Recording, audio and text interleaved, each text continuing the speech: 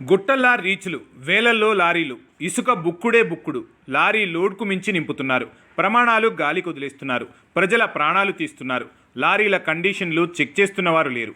ఎంతెంత లోడు నింపుతున్నారో చూసేవారు లేరు. డ్రైవర్లు మద్యం మత్తులో తూగుతూ డ్రైవ్ చేస్తున్నారు. హైవేలలో క్లీనర్ల చేతికి లారీ అప్పగిస్తున్నారు. లారీల మోతతో భూపాలపల్లి జనం హడలిపోతున్నారు. బస్టాండ్లో నిలుచున్న వారిని గుద్దేశారు. రోడ్డు మీద ఉన్న పదుల సంఖ్యలో వాహనాలు ధ్వంసం చేశారు. ఓ ఇద్దరికి తీవ్ర గాయాలు చేశారు. అధికారులు మామూళ్ల మత్తులో జోగుతున్నారు. ఇసుక లారీ గుద్ది ఇటీవలే గట్కేసర్ వద్ద బైకిస్టు మరణం. వెలుగులోకి రాని సంఘటనలు అనేకం. ఎక్కడికక్కడ వాటాలు పంచుకుంటున్నారు. ప్రభుత్వ ఆదాయానికి కన్నం పెడుతున్నారు. అధికారులు అవినీతికి పాల్పడడం వల్లే ఇదంతా. చెక్కింగుల పేరుతో చేసే హడావిడి అంతా డొల్ల. ప్రభుత్వ ఖజానా గుల్ల. అధికారుల తీరుతో 100 కోట్లు గండి.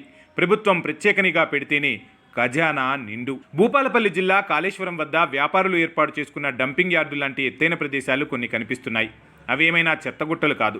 నిజమైన గుట్టలు అసలే కాదు. ఇసుక రాసులు.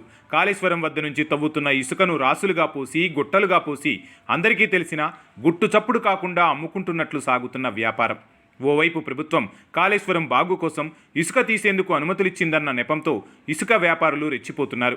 గతంలో నిత్యం 100 లారీలతో సాగే ఇసుక వ్యాపారం ఇప్పుడు వేలకు చేరింది. నిత్యం కనీసం 1000 నుంచి 2000 లారీల వరకు ఇసుక తరలుతోంది. అయితే ఇక్కడ మరో తిరకాసుంది. ఒక లారీలో నియమితమైన లెక్క ప్రకారం ఇసుకను రవాణా చేయాలి. కానీ ఇసుకాసురులు అధికారులను గుప్పెట్లో పెట్టుకుని లోడుకు మించి లారీలలో ఇసుక నింపుకుని తరలిస్తున్నారు. లెక్క ప్రకారం ప్రభుత్వానికి చెల్లించాల్సిన దానిని దొడ్డిదారిన ఎగ్గొట్టేస్తున్నారు. ఇలా నిత్యం కొన్ని వేల లారీల ద్వారా టన్నుల కొద్దీ ఇసుక అక్రమంగా తరలుతున్నా పట్టించుకునే నాదుడే లేడు. అడిగేవారు లేరు. ఎప్పుడైనా మీడియాలో ఏదైనా కథనం వస్తే అప్పుడు ఏదో హడావిడి చేసినట్లు నటిస్తారు. మళ్ళీ ఆ తర్వాత యథావిధిగా జరగాల్సిందంతా జరుగుతూనే ఉంటుంది. ఇక లారీల విషయానికి వస్తే ముఖ్యంగా రాత్రి సమయాల్లో ఇసుక రవాణా సాగిస్తుంటారు. హైదరాబాద్కు పగటిపూట ఇసుక రవాణా నిషేధం. అందువల్ల రాత్రి సమయాల్లోనే ఇసుక రవాణా విచ్చలవిడిగా జరుగుతోంది. అందుకు నిబంధనలకు పాత్ర వేస్తారు. తమ ఇష్టానుసారం ఇసుక తరలిస్తుంటారు. లెక్కాపత్రం లేని ఇసుకను కూడా తోడేస్తుంటారు. కోట్లు సంపాదిస్తుంటారు. అందుకు అనుమతులు ఇవ్వాల్సిన అధికారులకు ముట్టజెప్పేది ముట్టజెబుతుంటారు. వాళ్ళు చేతులు కట్టుకొని చోద్యం చూస్తుంటారు. వారికి సహకరిస్తుంటారు. నిజానికి ఇసుక తరలించే లారీలు ఎలా ఉన్నాయన్నది కూడా అధికారులు పట్టించుకోరు. వాటి ఫిట్నెస్ ఎలా ఉందన్నది కూడా చూడరు. నిత్యం ప్రయాణం చేసే ఆ లారీల మెయింటెనెన్స్ కూడా సరిగ్గా ఉండదు. ఒక్కరోజు లారీ ఆగితే వేలల్లో నష్టం అనుకునే రకాలు వ్యాపారులు. అందువల్ల లారీ ఫిట్నెస్ కన్నా ఇసుక రవాణానే వారికి ముఖ్యం. ఆ నిర్లక్ష్యమే ప్రజల ప్రాణాలను కూడా తీస్తుంది. ఇసుక లారీల వల్లనే తరచూ ప్రమాదాలు జరగడానికి ప్రధాన కారణం కూడా ఇదే. ఫిట్నెస్ సరిగ్గా లేని లారీలు ఎలాంటి సర్వీసింగ్లకు వెళ్లకుండా ఇసుక రవాణాకే వెళ్తుండడం, విపరీతమైన లోడు, తెల్లారేసరికి హైదరాబాద్ చేరాలన్న జోరుతో విపరీతమైన స్పీడ్ను మెయింటైన్ చేస్తుంటారు. అడ్డొచ్చిన వారిని గుద్దుకుంటూ వెళ్తుంటారు. వెనక నుండి గుద్దేసి వెళ్తుంటారు. ఇక ఇసుక లారీలను అడపాదడపా పోలీసులు ఆపి చెక్ చేసినట్లు నటిస్తుంటారు. బండికి అన్ని అనుమతులున్నాయా అన్నది చూస్తారే గాని డ్రైవర్ పర్ఫెక్ట్ డ్రైవరేనా అనేది చూడరు. అతనికి లైసెన్స్ ఉందా లేదా అడగరు. అలా నడుస్తున్న లారీలు కూడా ఉన్నాయని సమాచారం. ఇక ప్రతి లారీకి ఒక క్లీనర్ ఉండడు. వాళ్ళు కనీసం 20 సంవత్సరాలు కూడా ఉండరు. ఎక్కువ మంది 15 సంవత్సరాల పైబడి మాత్రమే ఉంటారు. అలాంటి వారికి డ్రైవర్లు హైదరాబాద్ మెయిన్ రోడ్ రాగానే డ్రైవింగ్ అప్పగిస్తుంటారు. డ్రైవర్లు నిద్రపోతుంటారు. ఆ సమయాల్లో ఎక్కడా పోలీస్ చెకప్ ఉండదు.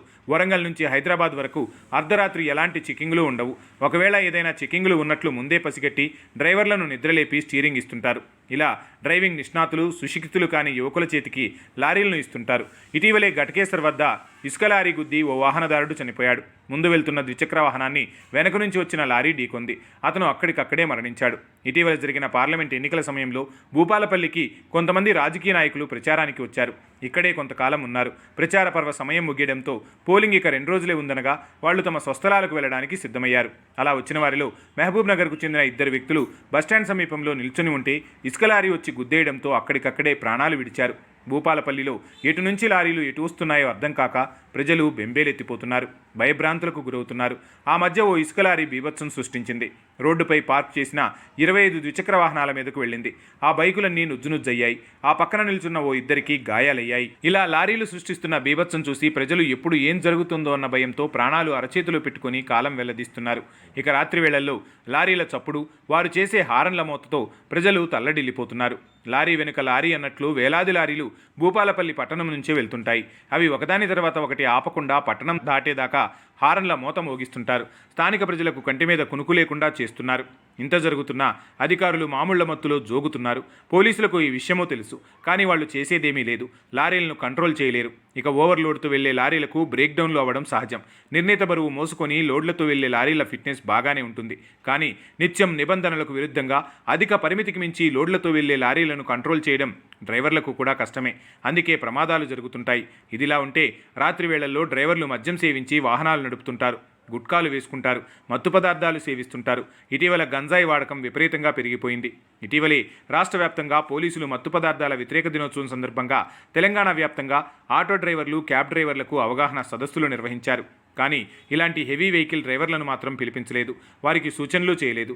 నిజానికి ఆటో డ్రైవర్లకు ఆ డ్రగ్స్, గంజాయి వాడేంత స్తోమత ఉండదు. ఒకవేళ ఉన్నా అది కొంతమందికే పరిమితం. ఇక క్యాబ్ డ్రైవర్లకు అడుగడుగునా నిఘా ఉంటుంది. డ్రైవింగ్ సమయాల్లో వాళ్ళు కూడా సేవించకపోవచ్చు. కానీ ఇసుక లారీలను నడిపే డ్రైవర్లను ఎక్కడా ఆపరు. ఎక్కడా వారిని డ్రంక్ అండ్ డ్రైవ్ టెస్టులు చేయరు. ఎందుకంటే వాళ్ళు రాత్రి సమయాల్లో డ్రైవింగ్ చేసేందుకు డ్రగ్స్కు, గంజాయికు అలవాటు పడుతుంటారు. సహజంగా మద్యం సేవిస్తే నిద్రపోతుంటారు.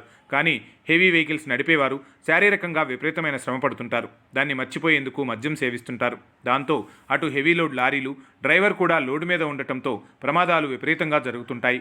ఇవన్నింటికీ అధికారులు కళ్ళు మూసుకొని చూస్తూ ఉంటారు. అందుకే అవి వారికి కనిపించవు. ఇలా ఇసుకను అక్రమంగా రవాణా చేస్తూ ప్రభుత్వ ఆదాయానికి గండిపడేందుకు కూడా అధికారులే సహకరిస్తున్నారు. ప్రభుత్వం వెంటనే స్పందించి ప్రత్యేక నిఘా వ్యవస్థను ఏర్పాటు చేసి పొరపాటు చేస్తున్న అధికారులను శిక్షించాలి. ఇసుక పరిమితికి మించి రవాణా చేస్తున్న లారీల లైసెన్సులు రద్దు చేయాలి. రాయల్టీ ఎగ్గొట్టేందుకు పరిమితికి మించి ఇసుక రవాణా చేస్తున్న వ్యాపారుల నుంచి సొమ్ము వసూలు చేయాలి.